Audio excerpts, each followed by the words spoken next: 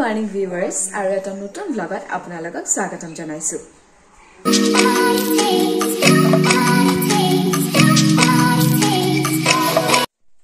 এয়া একদম মৰ্নিং ৰাতিপুৱাৰ চাহ লাল চাহ আৰু মুড়িৰ লাৰু।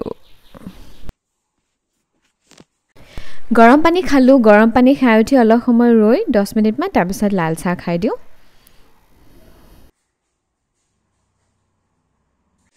আজি এই পাকঘৰৰ পৰাই ওয়েলকাম জনাইছো, ৰুটি বনাই আছো। ৰাতিপুৱাৰ ব্ৰেকফাষ্ট আৰু ইয়া ৰুটি ভাজি হৈ গল, খালো আৰু বেছিকে আমাৰ ৰাতিপুৱা ৰুটিয়ে খোৱা হয়। এয়া ব্ৰেকফাষ্ট কৰিলো, কৰি পেলাই অকমান বহিছো সদায় নিচিনাকে ৰ'দত। আৰু ৰ'দত বহি মই এয়া লৈ আহিছো দেই, চাওক। এয়া মই মানে এতিয়া আৰ্ট কৰিম, মানে মই এনে মোৰ হবি দেই, হবি এক্টিং আৰু ডান্স কৰিতো ভাল পাওঁৱেই, পেশ্যন প্লাছ তাৰপিছত এইটো মানে তাৰ মাজত আৰ্টটো ড্ৰয়িংটো মোৰ এটা হবি আৰু খুব ভাল পাওঁ মই আগৰ পৰা আৰ্ট কৰি। আৰু এতিয়া সেইকাৰণে আজৰি সময়ত এইবোৰে কৰি থাকোঁ।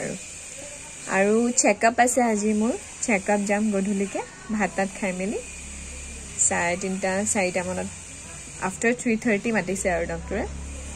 তো সেয়াই আজিৰ ড্ৰয়িং মোৰ এইটো, মই ছানফ্লাৱাৰৰ ফ্লাৱাৰ বেছ এটা আঁকিছোঁ, সূৰ্যমুখী ফুলৰ ফুলদানি। কমপ্লিট হোৱাৰ পাছত দেখুৱাম, চাব। এয়া আজিৰ আৰ্টটো হৈ গ'ল।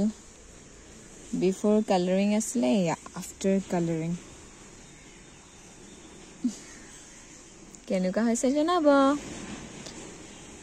বোলো আজি একো নেচাৰেল মানে চিনাৰী টিনাৰী ড্ৰ নকৰোঁ আজি, নাজানো কিয় ছানফ্লাৱাৰে আঁকিব মন গ'ল। চ' ফ্লাৱাৰ বেছটোকে আঁকি জাষ্ট কালাৰিং কৰিব মন গৈছিলে আজি কিবা এটা।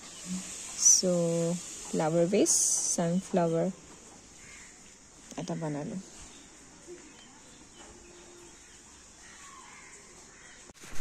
এতিয়ালৈকে মই ড্ৰ কৰিছোঁ, সেইটো মোৰ আৰ্ট কপি, এইটো প্ৰথমতে চিনাৰী নেচাৰ, তাৰপাছত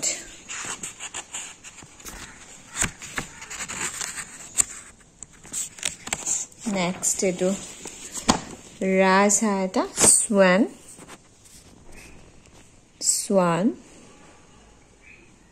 কেনেকুৱা হৈছে ক'ব।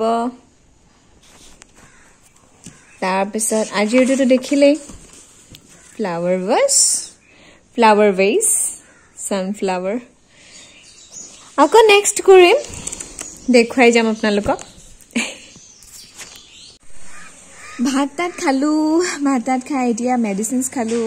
এতিয়া মেডিচিনছৰে ৰাজ্য হৈছে আৰু কিমান দিন আৰু খাব লাগিব, হে ভগৱান। উপায়তো নাই, খাবতো লাগিবই। তাৰপিছত এতিয়া মোৰ আছে, চেকআপ আছে, চেকআপত যাম। তাৰপিছত ছেকেণ্ড চেকআপ, এইটো ছেকেণ্ড ফুল এনিমেল স্কেন, ছেকেণ্ড চেকআপ। আৰু প্ৰে কৰি আছোঁ ভগৱানক যাতে চব ভালে ভালে হয়, নৰ্মেল বুলি কয়। সেইটোৱে লাগে ন, কাৰণ 1.5 মাহৰ গেপিংছৰ মূৰে মূৰে চেকআপ কৰে। তো মোৰ 2 মাহেই হ'ল, লাষ্ট চেকআপ 16 নৱেম্বৰত আছিলে। তো আজি 18 তো 2 মাহেই হ'ল, য়েছ। তো 2 মাহ পিছত 2 মাহত কিমান কি চেঞ্জেছ আহে সেইটো ক'ব নোৱাৰি। তো আছোঁতো ভালকেই, আৰু ঘৰতো মোক মাহঁতেতো ভালকৈ ৰাখিছে, ভালকৈ খুৱাইছে। তো একোতো কমপ্লিকেশ্যনছ আহিব নালাগে আৰু ভাল হ'ব।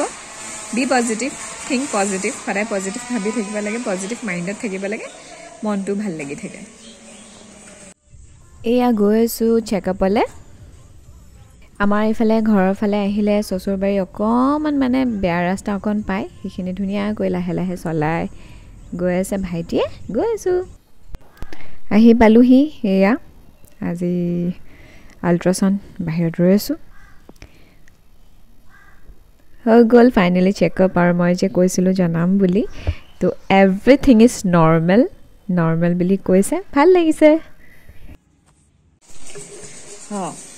জনাম বুলি যেহেতু কৈছিলোঁ য়েছ ডক্টৰে ক'লে ধুনীয়াকৈ এভৰিথিং ইজ নৰ্মেল মানে ভাল লাগিছে শুনি পেলাই কাৰণ এই 2 মাহ অকণমান মানে অলপ পেটত অলপ পেইন তেনেকুৱা পাই আছিলোঁ মই ভাবিছিলোঁ ঠিকে আছেনে নাই ঠিক ঠাক হ'বনে নাই তাৰপাছত যেতিয়া ডক্টৰে ৰিপৰ্টছটো চাই পেলাই ক'লে হাঁহিছে মানে এটা স্মাইল এটা আছে মুখত আৰু কৈছে বাহ নৰ্মেল এভৰিথিং ইজ নৰ্মেল এতিয়া 2 মাহ মোৰ লগত একো লেটি পেটি নাই তোমাৰ ধুনীয়াকৈ মেডিচিনছখিনি লিখি দিছোঁ খাবা 2 মাহ পিছত আহিবা বিন্দাছ মই সুধিছোঁ মই অলপ উৰাই মানে ফুৰা চুৰা কৰিব পাৰিমনে অলপ আৰু সেইখিনি যিখিনি মাজে মাজে মন গ'লে ঘৰত থাকি যিহেতু মনটো বেয়া লাগি থাকে বেছিকৈ সোমাই থাকিলে তো সেই তেতিয়া কৈছে পাৰিবা খালি বাকী সাৱধান যেনেকৈ সাৱধান হ'ব লাগে সেইখিনিতো তোমালোকে জানাই ভালকৈ সেইখিনি আৰু বুজাব দৰকাৰ নাই তো সেইখিনি সাৱধানত ৰাখি মই ওলাম আৰু মাজে মাজে তাৰপিছত 8-9 মাহটো মানা কৰিছে আৰু 8-9 মাহ যিহেতু আৰু অলপ